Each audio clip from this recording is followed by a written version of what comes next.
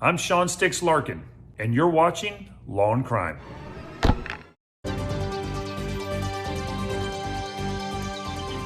But we have unbelievable news.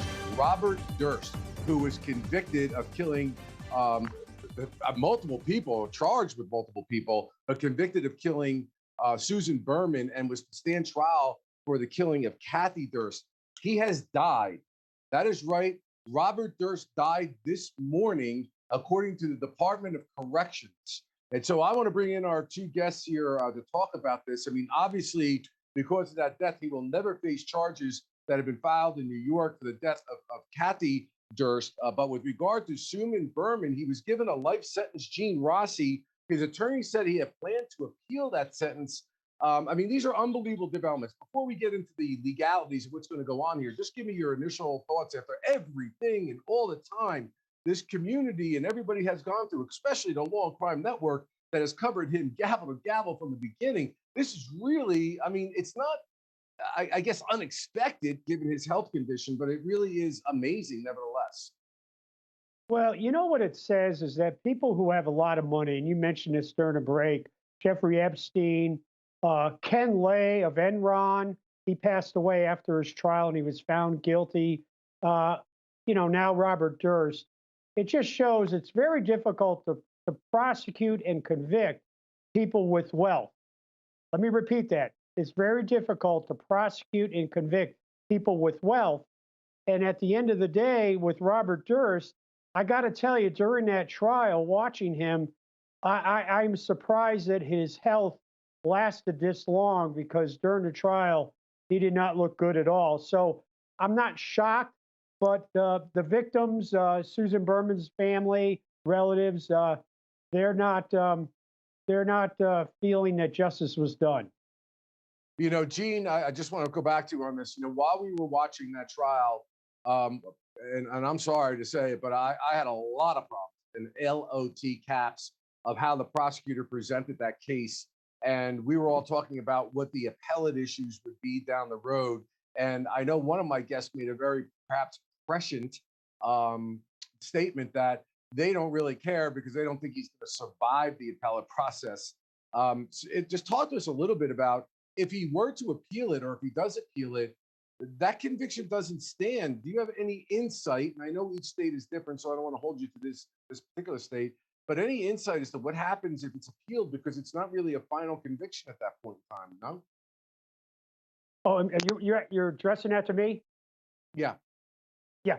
I think now that he has passed away, I don't think they have any legal remedy. I guess they could possibly file what they call a coram nobis, which is a writ to clear the name of somebody. But I think if somebody passes away after a verdict of guilty and a sentence of life, even though the appeals have not been exhausted, I don't see any remedy. Yeah. Karen, what are your thoughts about that? Let's start with, first of all, let's start with your general, are you shocked to hear this? I mean, even though we know he was in poor health? Well, seeing how he looked on TV with the trial pending, he looked very, very severely ill. So I agree with Gene. It's amazing that he even made it through the trials. He just looked so weak, and I wouldn't have been surprised if he passed away during that process. But there are things that could have expedited just his will to live after receiving the verdict, and knowing that he had other possible pending legal issues. He probably just gave up. I mean, my understanding is he had bladder cancer. He had other life-threatening conditions that they were trying to address, and just being in the penal system was probably wearing on him. The unfortunate thing is the victims' families don't have the justice or accountability that they would be entitled to with the verdict that he received in this case. So that's the unfortunate thing. That's the people that I think we need to be focusing on. It's that the justice that they were hoping, the accountability that he owed for the loss of their family members, and they're not going to get that because he's now no longer here.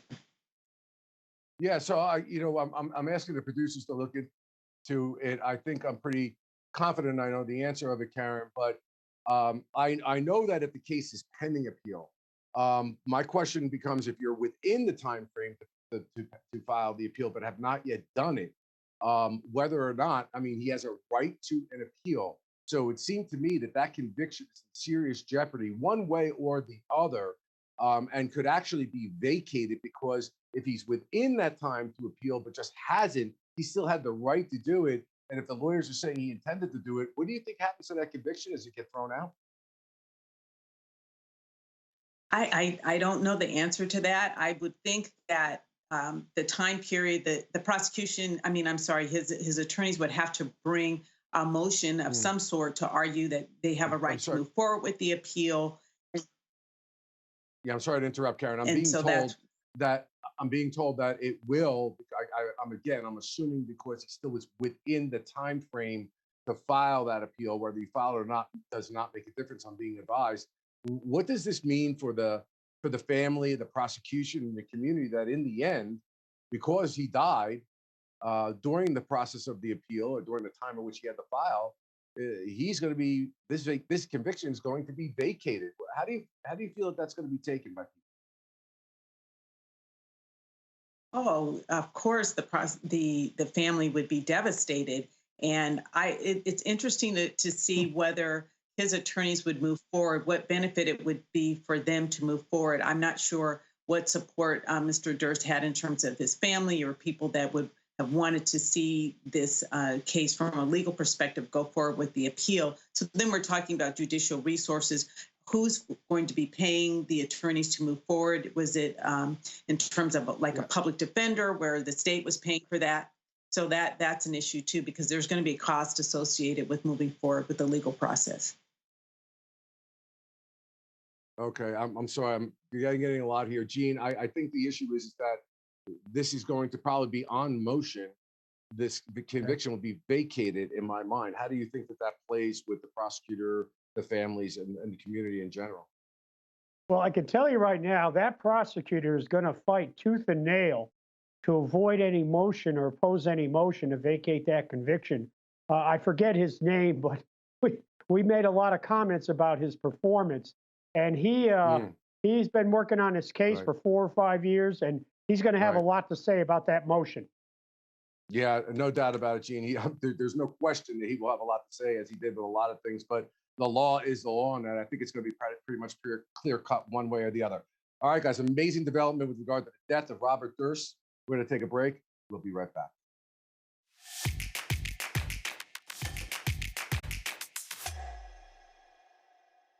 Hi, this is Dan Abrams with exciting news for all of our Law and Crime followers on YouTube. You can now get the live Law and Crime Network with YouTube TV for all of your daily live trial coverage, legal news, expert analysis, and original true crime programs. Subscribe to YouTube TV today, and then locate Law and Crime in the channel guide. And for only $1.99 a month, you can add the network to your bundle. Watch Law and Crime every day with YouTube TV. We put you in the jury box.